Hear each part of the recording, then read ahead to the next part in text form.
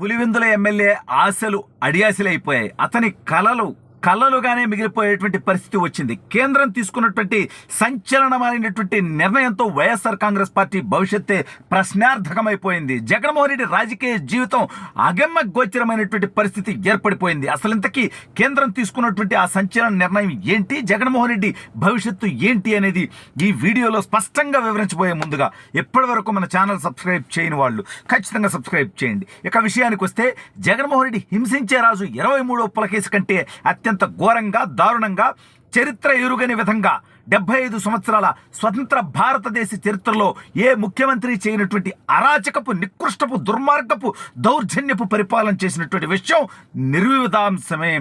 అయితే ఇది ప్రజలందరికీ తెలిసిందే. అయితే జగన్మోహన్ రెడ్డి గత ఎన్నికలకు ముందు, 2019 ఎన్నికలకు ముందు అతను కోరినటువంటి కోరిక ఒక్కటే, నాకు ఒక్క ఛాన్స్ ఇవ్వండి అని. అంతేకాని నిజంగా నన్ను రెండోసారి ఛాన్స్ ఇవ్వండి, మూడోసారి ఛాన్స్ ఇవ్వండి అని అడుక్కోలే. ఒక్క ఛాన్స్ ఇచ్చారు. జీవితంలో ఇక జగన్మోహన్ రెడ్డికి ఛాన్స్ ఇవ్వకూడదని ప్రజలు నిర్ణయం తీసుకున్నారు.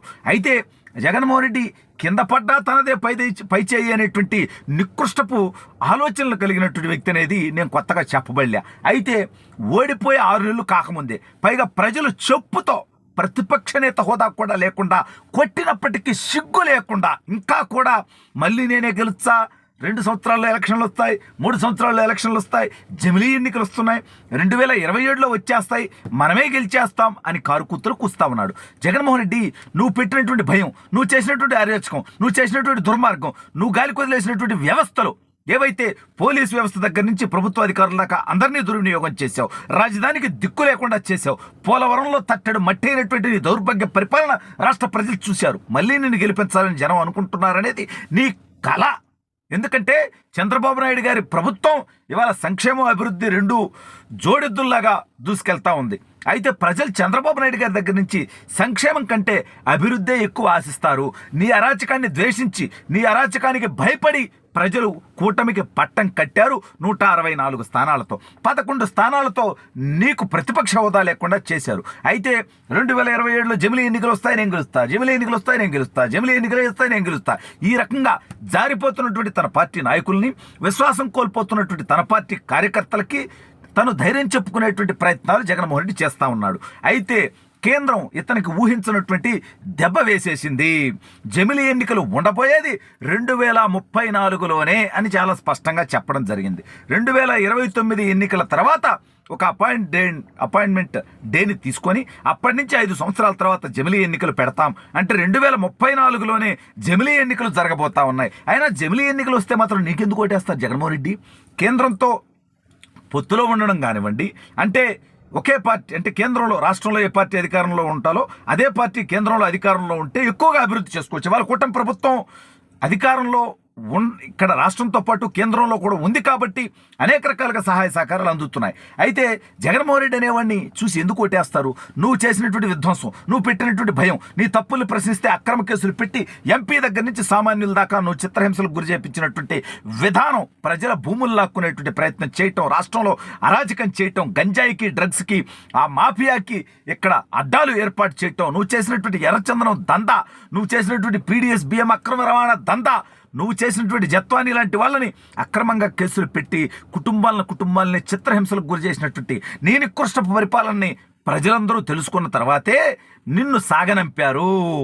ఆ 11 స్థానాల్లో కూడా కూటమి మధ్య సమైక్యంగా ఉండుంటే, అక్కడ గనక సరైన అభ్యర్థి గనక ఎన్నికై ఉంటే, లేదా అక్కడ గనక మరింత బెటర్గా గనక ఎన్నికలు చేసుకొని ఉంటే, సమన్వయంతో చేసుకొని ఉంటే, జగన్మోహన్ రెడ్డికి మొన్న ఎన్నికల్లో 11 సీట్లు కాదు, కేవలం 2-3 సీట్లు మాత్రమే గెలిచేటువంటి పరిస్థితి ఉండేది. అయితే వచ్చే ఎన్నికల్లో జగన్మోహన్ రెడ్డికి పులివెందుల్లో కూడా రాజకీయంగా అతనికి సమాధి కట్టడానికి సిద్ధమయ్యారు. ఇటీవల నీటి సంఘాల ఎన్నికల్లో మొత్తానికి పులివెందుల మొత్తం కూడా బీటెక్ రవి గారి నాయకత్వంలో పులివెందుల మొత్తం తెలుగుదేశం పార్టీ జెండా ఎగరటం జరిగింది.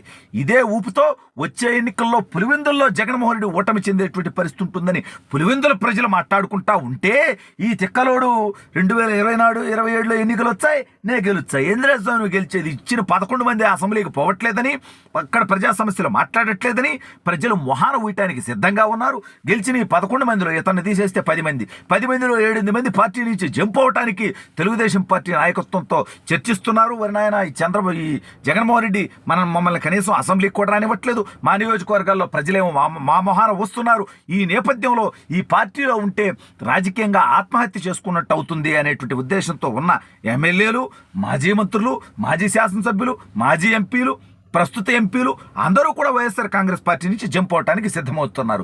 జగన్మోహన్ రెడ్డి 27లో ఎన్నికలు వస్తాయని వాళ్ళకు బూస్టింగ్ ఇచ్చుకొని పారిపోయేటువంటి వాళ్ళని ఆపుకునేటువంటి ప్రయత్నం చేద్దామనేటువంటి ప్రయత్నం విఫలమైపోయి కేంద్రం స్పష్టంగా జమిలీ ఎన్నికలు 2034లోనే జరుగుతాయని చెప్పడంతో జగన్మోహన్ రెడ్డికి ఇక తన పార్టీ నుంచి వెళ్ళిపోతున్నటువంటి వాళ్ళని కన్విన్స్ చేసుకోవటానికి కూడా ఒక చిన్న అవకాశం కూడా లేకుండా అయిపోయింది.